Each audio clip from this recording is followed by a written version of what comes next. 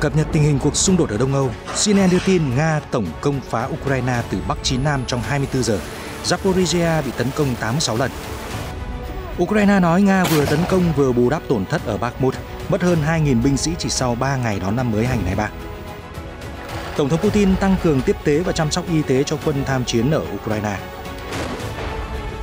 Liên quan đến quan hệ tam cường Mỹ-Nga-Trung, Newsweek cho biết Nga-Trung đang tăng cường hợp tác ở mọi cấp độ trong năm 2023, bất chấp áp lực từ Mỹ. Tân Ngoại trưởng Trung Quốc Tần Cương kêu gọi Mỹ tăng cường thấu hiểu hợp tác. Tân đại sứ Mỹ tại Nga sẽ sớm đến Moscow nhận nhiệm vụ. Một số tin tức đáng chú ý khác, bang Arizona dỡ bỏ bức tường phi pháp ở biên giới Mỹ-Mexico. Hàn Quốc truy tìm một hành khách Trung Quốc nhiễm Covid-19 nghi trốn cách ly. Tất cả sẽ được gửi đến quý vị ngay sau đây.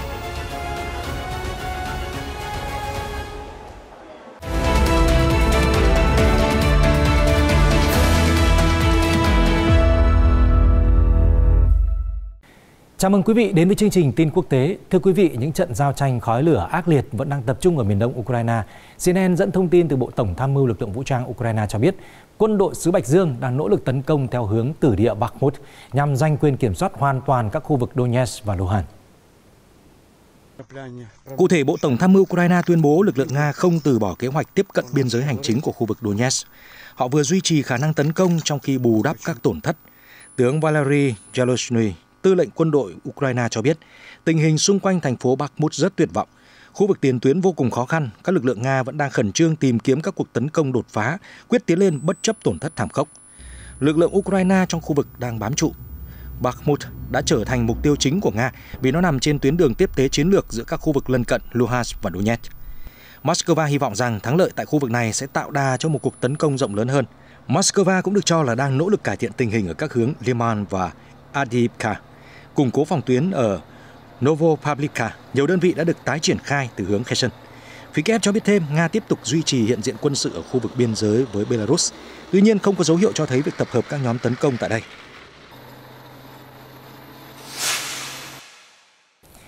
Phó Chánh Văn phòng Tổng thống Ukraine, ông Kyrylo Tymoshenko hôm 3 tháng 1 đã tóm tắt diễn biến các cuộc tấn công ác liệt của Nga chỉ trong 24 giờ với hàng loạt vụ không kích và pháo kích nhằm vào hệ thống năng lượng và cơ sở hạ tầng dân sự của Ukraine.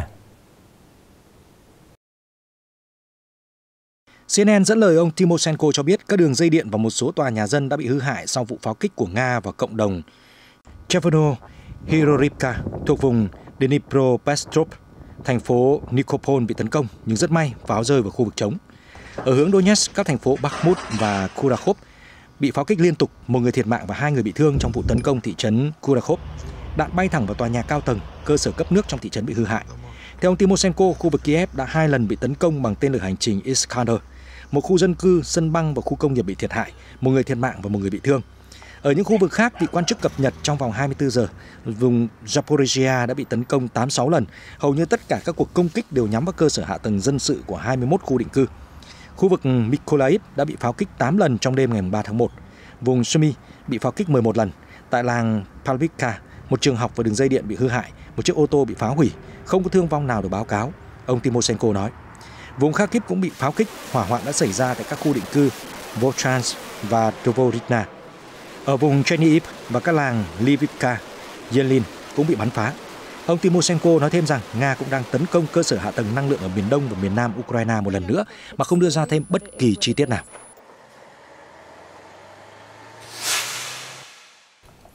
Thông tin được Điện Kremlin công bố cho biết là Tổng thống Nga Vladimir Putin đã ủy quyền cho Bộ trưởng Quốc phòng Sergei Shoigu đệ trình báo cáo về việc cung cấp vũ khí, đồng phục và các thiết bị quân sự khác cho quân nhân tham gia chiến dịch quân sự đặc biệt ở Ukraine. Theo TASS, sắc lệnh mà Tổng thống Putin gửi cho Bộ trưởng Shoigu có nội dung Bộ Quốc phòng Nga sẽ đệ trình một báo cáo về việc cung cấp trang thiết bị cho các đơn vị quân đội và phân đội của lực lượng vũ trang Nga tham gia vào chiến dịch quân sự đặc biệt ở Ukraine, trong đó bao gồm vũ khí, thiết bị quân sự và trang thiết bị đặc biệt, đồng phục chiến đấu, hệ thống trinh sát di động và các thiết bị ngụy trang, áo giáp. Hạn cuối Bộ Quốc phòng Nga phải đưa ra báo cáo là ngày 1 tháng 2. Bên cạnh đó, ông chủ Điện Kremlin cũng đã ủy quyền cho Bộ Y tế phối hợp với Bộ Quốc phòng soạn thảo kế hoạch sử dụng các bệnh viện dân sự để điều trị cho những binh lính bị thương khi tham gia chiến dịch quân sự đặc biệt. Sắc lệnh nêu rõ Bộ Y tế Nga cùng Bộ Quốc phòng sẽ đệ trình các đề xuất về khả năng sử dụng các cơ sở y tế để cấp cho cá nhân tham gia hoạt động quân sự đặc biệt, dịch vụ chăm sóc y tế nội trú và phục hồi chức năng. Thời hạn trình kế hoạch là ngày 15 tháng 1. Bộ trưởng Y tế Mikhail Murashko và Bộ trưởng Quốc phòng Sergei Shoigu được giao nhiệm vụ thi hành lệnh. Các quan chức quân đội Ukraine chia sẻ với Newsweek rằng số lính Nga thiệt mạng trong những ngày đầu năm 2023 đã vượt quá 2.000 người, không có dấu hiệu cho thấy xung đột sẽ kết thúc. Theo ước tính được Bộ Quốc phòng Ukraine công bố trong vài ngày qua, Nga đã thiệt hại khoảng 2.230 nhân sự chỉ trong 3 ngày giao tranh, nâng tổn thất của Moscow kể từ đầu chiến dịch quân sự lên khoảng 108.190 người. Theo Newsweek, những con số mà Ukraine đưa ra đã gây không ít tranh cãi do khó có thể ước tính chính xác được những tổn thất trong cuộc xung đột khốc liệt ở Đông Âu.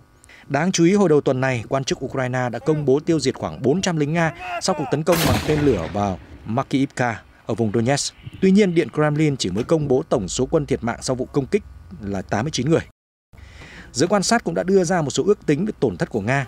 Hãng tin độc lập của Nga, Mediachona, đã xác nhận tên của hơn 10.000 lính Nga thương vong tính đến giữa tháng 12, mặc dù quan chức quân sự hàng đầu của Tổng thống Hoa Kỳ Joe Biden, tướng Mark Milley, cho rằng lực lượng Moscow và Kiev đều đã vượt mốc thương vong 100.000 người vào tháng 11 năm 2022.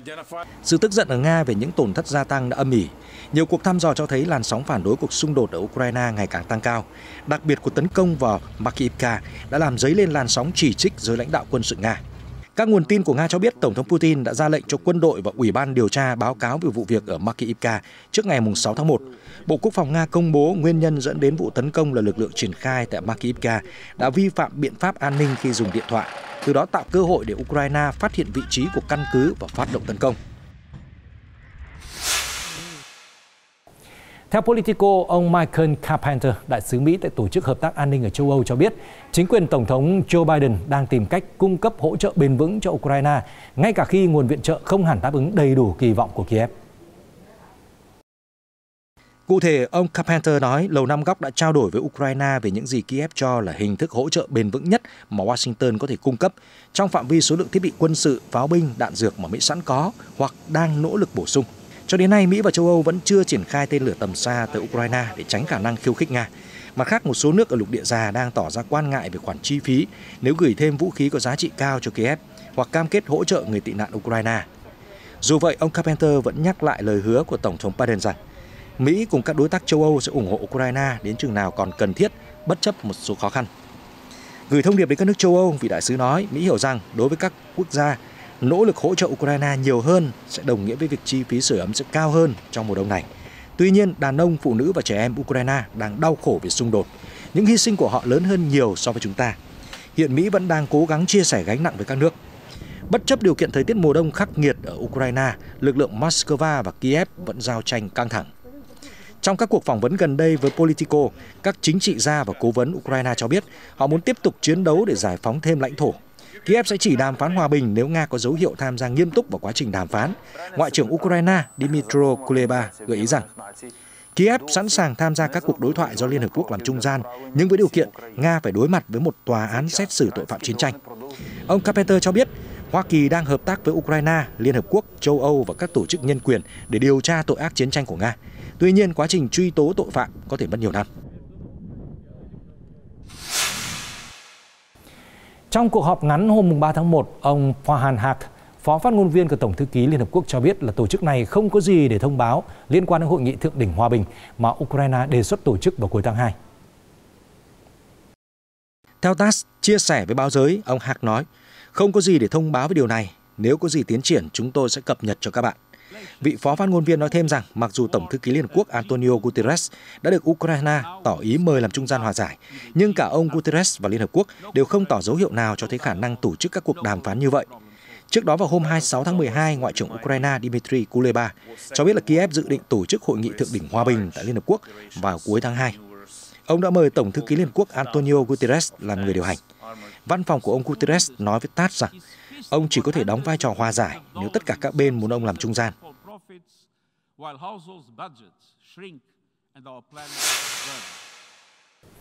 Liên quan đến mối quan hệ giữa tam cường Mỹ-Nga-Trung, Thưa quý vị, trong thông điệp năm mới thì các quan chức hàng đầu Nga và Trung Quốc khẳng định hai nước sẽ thắt chặt hợp tác ở nhiều lĩnh vực trong năm 2023 nhằm đối trọng với sức ép của Hoa Kỳ. Tạp chí Newsweek ngày 3 tháng 1 đưa tin. Tổng thống Nga Vladimir Putin đã gửi lời mời Chủ tịch Trung Quốc Tập Cận Bình đến thăm Moscow trong mùa xuân này. Khi được hỏi về kế hoạch của Bắc Kinh, phát ngôn viên Bộ Ngoại giao Trung Quốc Mao Ninh ngày 3 tháng 1 cho biết là những đối tác hợp tác chiến lược toàn diện, Trung Quốc và Nga cam kết xây dựng một kiểu quan hệ mới giữa các nước dựa trên sự tôn trọng lẫn nhau và hợp tác cùng có lợi. Bà Mao nói thêm, Chủ tịch Tập Cận Bình và Tổng thống Vladimir Putin duy trì đối thoại chặt chẽ về mối quan hệ song phương cũng như các vấn đề quan trọng ở khu vực và trên thế giới, cung cấp hướng dẫn chiến lược để hợp tác toàn diện. Trong năm mới 2023, hai bên sẽ tăng cường trao đổi ở mọi cấp độ và tiếp tục đẩy mạnh phát triển quan hệ song phương. Newsweek cho hay về phía Nga, Thứ trưởng Ngoại giao Andrei Rudenko gần đây nhấn mạnh sự hợp tác chiến lược của Nga và Trung Quốc là vô cùng quan trọng vì cả hai cùng chia sẻ tầm nhìn chung về an ninh toàn cầu, đặc biệt về những mối đe dọa đến từ Mỹ và đồng minh.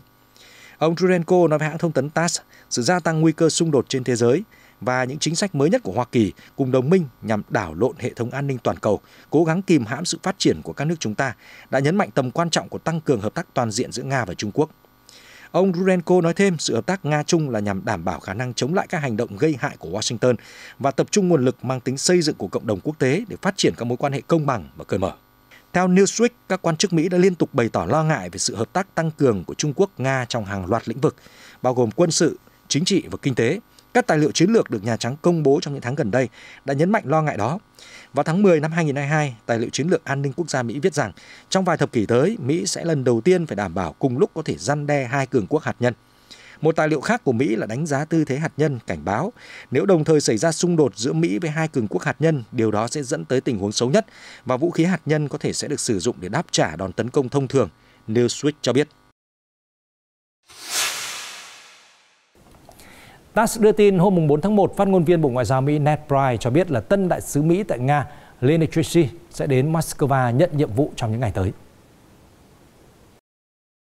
Cụ thể, ông Price cho biết bà Lynne Tracy đã được xác nhận trở thành tân đại sứ Mỹ tại Nga vào năm ngoái và mong sớm nhận nhiệm vụ ở Moscow. Bà Tracy là người hiểu rõ mối quan hệ song phương Mỹ-Nga. Chúng tôi mong muốn bà ấy nắm giữ vị trí đại sứ tại Moscow.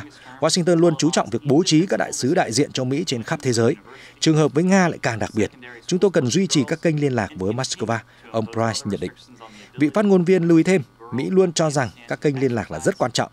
Giữa thời điểm căng thẳng, đại sứ mới sẽ đến Moscow và bắt đầu lãnh đạo phái bộ Mỹ trong những ngày tới.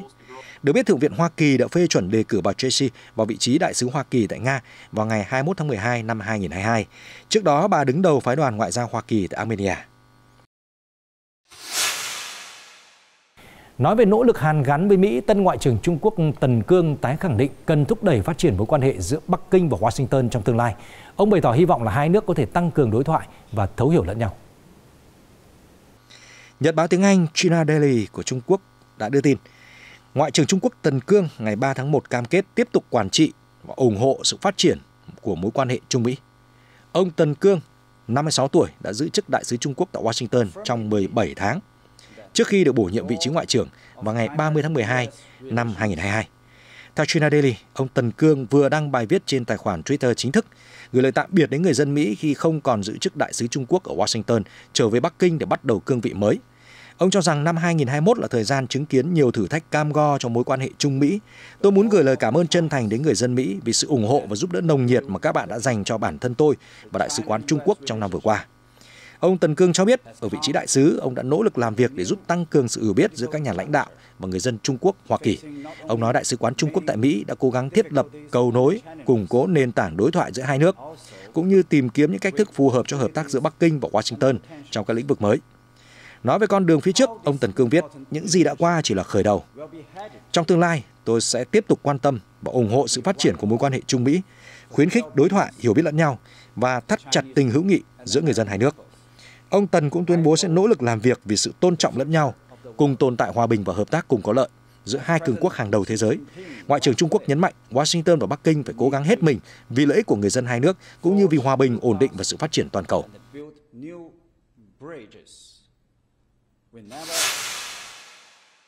Ở diễn biến khác, đài CCTV đưa tin Tổng thống Philippines Ferdinand Marcos Jr. ngày 3 tháng 1 cho biết ông hy vọng chuyến thăm Trung Quốc sẽ mở ra một chương mới trong hợp tác song phương.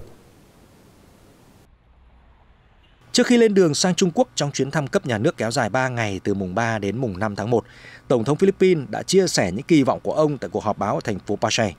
Ông nói khi kết thúc chuyến thăm đến Bắc Kinh, tôi hy vọng sẽ mở ra một chương mới trong quan hệ hợp tác chiến lược toàn diện của Philippines với Trung Quốc.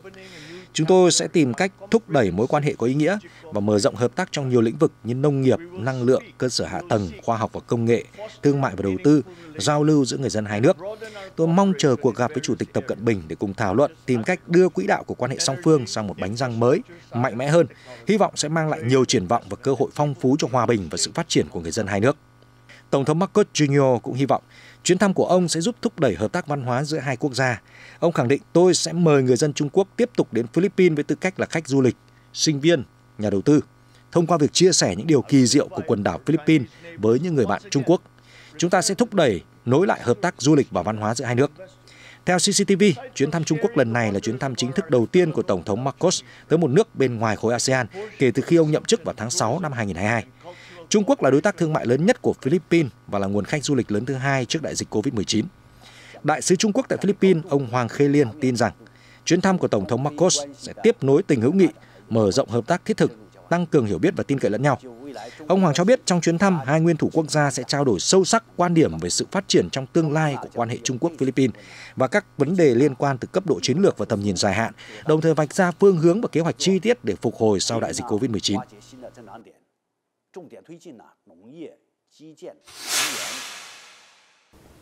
Hôm 4 tháng 1, chính quyền quân sự của Myanmar đã tổ chức một cuộc diễu hành để kỷ niệm ngày độc lập lần thứ 75 của đất nước tại thủ đô Naypyidaw, trong bối cảnh xung đột với các nhóm đối lập vẫn diễn ra trên khắp đất nước, theo Reuters đưa tin. Phát biểu tại cuộc duyệt binh, người đứng đầu chính quyền quân sự của Myanmar, Min Aung Hlaing, đã cáo buộc một số quốc gia cố gắng can thiệp vào công việc nội bộ của đất nước ông, đồng thời cảm ơn sự hợp tác của các quốc gia khác bao gồm cả Ấn Độ và Trung Quốc. Theo Reuters, các cuộc biểu tình trên đường phố hiếm khi xảy ra sau các cuộc đàn áp đẫm máu của chính quyền. Tuy nhiên, quân đội gần như vẫn phải đụng độ với các lực lượng dân tộc thiểu số mỗi ngày. Tình trạng mất an ninh đã lan rộng ở nhiều vùng của đất nước khi các thành viên của lực lượng phòng vệ nhân dân cầm vũ khí để đấu tranh giành lại quyền lực, hướng đến xây dựng nền dân chủ cho đất nước. Myanmar đã phải đối mặt với sự cô lập quốc tế và các biện pháp trừng phạt do phương Tây lãnh đạo kể từ khi quân đội giành quyền kiểm soát đất nước từ chính phủ dân cử do bà Aung San Suu Kyi lãnh đạo.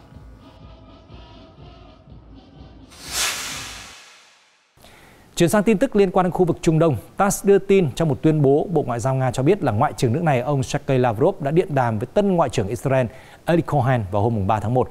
Trong đó thì nhấn mạnh nỗ lực tăng cường hợp tác song phương. Tuyên bố của phía Moscow cho biết Bộ trưởng Lavrov đã chúc mừng việc người đồng cấp Israel nhậm chức và bày tỏ Nga sẵn sàng hợp tác cùng có lợi với quốc gia Trung Đông trong nhiều lĩnh vực. Theo Bộ trưởng Ngoại giao Nga, hai vị ngoại trưởng đã đề cập đến các vấn đề cấp bách trong quan hệ song phương, nhấn mạnh tầm quan trọng của việc tăng cường hợp tác kinh tế và thương mại, đặc biệt là thúc đẩy tổ chức cuộc họp tiếp theo của Ủy ban hỗn hợp Nga-Israel. Ngoài ra, các bộ trưởng cũng tập trung thảo luận về tình hình Trung Đông và Bắc Phi. Trong khi thảo luận về việc giải quyết vấn đề Palestine-Israel, phía Nga nhấn mạnh sẵn sàng tiếp tục tạo điều kiện thuận lợi cho việc khởi động lại tiến trình hòa bình trên cơ sở luật pháp quốc tế được công nhận rộng rãi. Tuyên bố của Bộ Ngoại giao Nga cho biết, ông Lavrov cũng đã nhắc lại quan điểm của Nga về việc ủng hộ bình thường hóa của khủng hoảng Syria thông qua các nỗ lực chính trị và ngoại giao, trong đó chú trọng việc tôn trọng chủ quyền và toàn vẹn lãnh thổ của nước này, cũng như sự cần thiết phải loại bỏ mối đe dọa cực đoan theo nghị quyết 2254 của Hội đồng Bảo an Liên Hợp Quốc. Ngoại trưởng Nga cũng đã thông báo cho người đồng cấp Israel về một số khía cạnh của tình hình ở Ukraine trong bối cảnh hoạt động quân sự đặc biệt của Moscow vẫn đang tiếp diễn. Bộ Ngoại giao Nga cho biết. Theo trang tin Al Arabiya, Mỹ đã kêu gọi tất cả các quốc gia suy nghĩ kỹ về việc bắt tay với Tổng thống mà nước này cho là tàn bạo của Syria, Bashar al-Assad. Thông điệp trên được đưa ra sau khi Bộ trưởng Quốc phòng của đất nước Trung Đông có một cuộc đối thoại đột phá với Thổ Nhĩ Kỳ.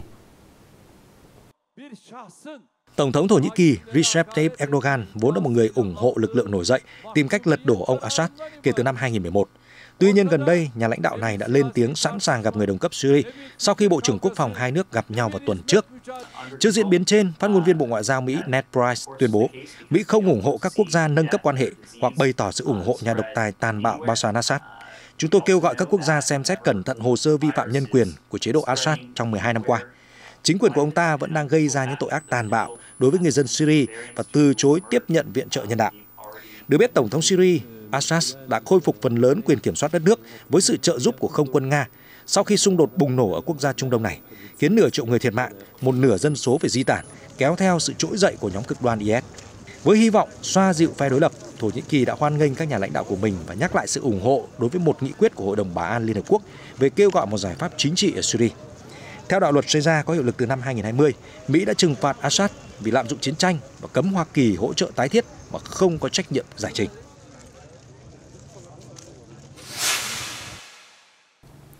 Chuyển sang một số tin tức đáng chú ý khác. Thưa quý vị, theo Reuters, bang Arizona ngày 3 tháng 1 đang tiến hành dỡ bỏ bức tường dã chiến dựng nên bằng container ở dọc biên giới Mỹ-Mexico thuộc địa phận thành phố Yuma của tiểu bang. Việc dỡ bỏ tiến hành sau khi chính phủ liên bang đâm đơn kiện cho rằng hành động dựng tường biên giới dã chiến của Arizona là bất hợp pháp. Bang Arizona đang dỡ bỏ một dãy container được dùng làm bức tường ngăn cản người di cư ở biên giới Mỹ-Mexico sau khi chính phủ Hoa Kỳ vào tháng 12 đệ đơn kiện cáo buộc rằng bức tường này đã được dựng lên bất hợp pháp trên các vùng đất liên bang. Chính quyền Arizona và liên bang đã dàn xếp giải quyết vấn đề. Và 2 tuần trước, khi bà Katie Hobbs, một đảng viên Đảng Dân Chủ, phản đối việc xây dựng bức tường, nhậm chức thống đốc vào hôm 2 tháng 1 vừa qua. Trước đó, cựu thống đốc George Ducey thuộc Đảng Cộng Hòa đã ký một sắc lệnh hành pháp vào tháng 8 chỉ đạo dựng lên bức tường bằng container. Thống đốc Ducey nói rằng ông có quyền bảo vệ Arizona và công dân của tiểu bang này.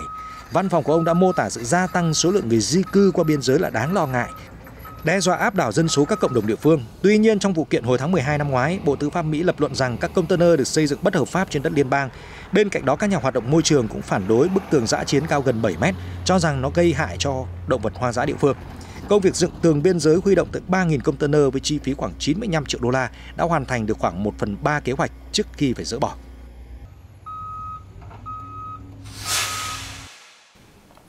Tại Nhật Bản, thị trường chứng khoán của nước này đã ghi nhận tình trạng giảm điểm trong ngày 4 tháng 1 khi Sở Giao dịch Chứng khoán Tokyo tổ chức lễ khai trương, đánh dấu ngày giao dịch đầu tiên của năm 2023. Theo Reuters đưa tin, Bộ trưởng Tài chính Nhật Bản Shunichi Suzuki đã rung chuông đánh dấu phiên giao dịch mới trong khi khách tham dự vỗ tay chúc mừng. Trong ngày giao dịch đầu tiên của năm 2023, thương hiệu quần áo Fast Retailing của chủ sở hữu Uniqlo mất 2,11%, kéo theo chỉ số Nikkei giảm mạnh. Chưa dừng lại ở đó, giá cổ phiếu của nhà sản xuất thiết bị kiểm tra chip Advantage cũng ghi nhận mức giảm 2,24%. Bên cạnh đó, tập đoàn dược phẩm Daiichi Sankyo và Asia lần lượt giảm 5,69% và 6,31%. Việc các cổ phiếu của các doanh nghiệp lớn giảm đã khiến chỉ số Nikkei trung bình của Nhật Bản chạm mức thấp nhất trong 3 tháng. Không chỉ ở Nhật Bản mà phố Wall cũng đã giảm điểm trong phiên đầu tiên của năm 2023.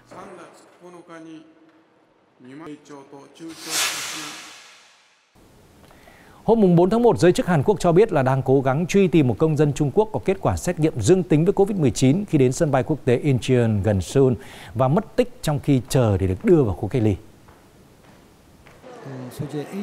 Chia sẻ với Reuters, quan chức y tế Hàn Quốc Kim Jo-young cho biết Seoul không công bố danh tính của công dân Trung Quốc và đã đưa vào danh sách truy nã. Người này có thể phải chịu án tù lên tới 1 năm hoặc bị phạt 10 triệu won, tương đương 7.840 đô la Mỹ nếu bị kết tội vi phạm đạo luật kiểm soát và phòng ngừa bệnh truyền nhiễm của Hàn Quốc. Người này cũng sẽ bị trục xuất và cấm nhập cảnh trong một thời gian nhất định. Ông Kim nói trong cuộc họp báo. Hôm 3 tháng 1, Hàn Quốc đã công bố yêu cầu xét nghiệm Covid-19 bắt buộc đối với hành khách từ Trung Quốc, chính thức cùng nhiều quốc gia áp đặt lệnh hạn chế nghiêm ngặt trong bối cảnh lo ngại làn sóng lây nhiễm gia tăng từ Trung Quốc, đặc biệt là sau khi Bắc Kinh tuyên bố dỡ bỏ chính sách phòng dịch Zero Covid và sẽ mở cửa biên giới. Cụ thể, bắt đầu từ tuần này, Hàn Quốc yêu cầu du khách từ Trung Quốc phải xét nghiệm PCR khi nhập cảnh. Từ ngày 5 tháng 1, kết quả xét nghiệm PCR được thực hiện không quá 48 giờ hoặc kết quả xét nghiệm kháng nguyên nhanh âm tính không quá 24 giờ trước khi khởi hành sẽ được chấp nhận. Cơ quan Kiểm soát và Phòng ngừa Dịch bệnh Hàn Quốc cho biết tổng cộng có 2.189 người đã đến từ Trung Quốc kể từ ngày 2 tháng này. 590 kết quả xét nghiệm đã ghi nhận 136 người nhiễm Covid-19, tương đương tỷ lệ 22,7%. Hôm 3 tháng 1, 26% trong số 281 người được xét nghiệm cho kết quả dương tính.